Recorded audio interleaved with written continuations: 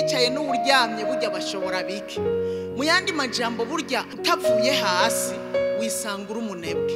Wicaye urashobora gusinzira, uryamye urashobora gusinzira. Rero biragusaba kuva hasi kugira ngo ushobore gushobora byinshi, kugira ushobore kuba umuntu akerebutse. Burya wewe uri igikoresho cy'Imana. Izo nkomezi ni n'Imana yabigushizemwo, mu yandi majambo yagushizemwo ubwo bushobozi kugira ngo uhinduke igikoresho ciwe. Imana iguhamagaye rero ngo igukoreshe, nukizi ivyo yagushizemwo, irafise ivyo yakuremanye, ikakubwira ngo haguruka ndagukoreshe. Nkuko yabibwiye Gidiyoni, yari imuzi kuko Imana iraba mu mutima, ikamenya ati ibintu namushizemwo ivyo ari byo byose ahagurutse akabikoresha bizogirira ikimazi benshi.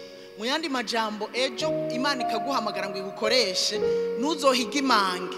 Ushobora yamajwi akaza akagutesha, ariko uzumenye ngo iyi Mana impamagaye niyo yandemye, irazi ibyo yashizemwo.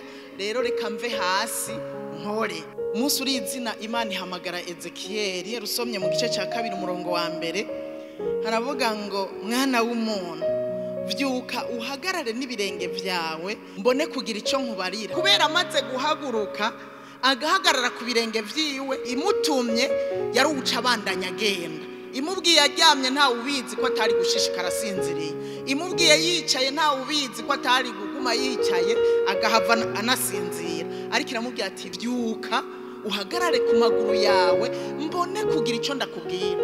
Mu yandi majambo nutahaguruka singira ico ndakubwira, kandi singira ico ndagutuma. Kandi amaze guhaguruka ku maguru yiwe abiri, Imana yaciye imutuma kwihanga ry'Abisirayeli, ikiramutera intege ati burya uruhanga rwawe ndaruhinduye intosho ukugira uzoshobore kubahangara. Kandi nawe nyene yaramubwiye ati genda ndi kumwe nawe. Imana igutumye burya murajana, nico gituma ukwiye kutagira ubwoba.